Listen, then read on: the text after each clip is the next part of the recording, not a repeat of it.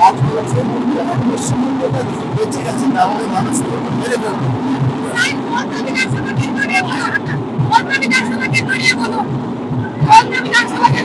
কলকাতায় তো 21 তারিখ ইলেকশন হবে, 21 আর সেটা কেন হতে পারেনি ওনার ভাইকে।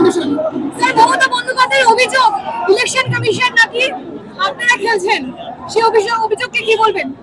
গন কেস সময় আগামী কেন্দ্রীয় দায়িত্ব, বড় দায়িত্ব পেতে চলেছেন কি আগামীতে? যেটা দায়িত্ব আছে বিশ্বর যেটা আমাকে দায়িত্ব দেয় মোদীজি, অমিত ভাই, পার্টি সেন্ট্রাল মিনিস্ট্রির কোনো সম্ভাবনা? এর চাইতে বড় দায়িত্ব আর কি দিতে পারে আমাকে? পার্টির সমস্ত কিছু দিয়ে দেয়।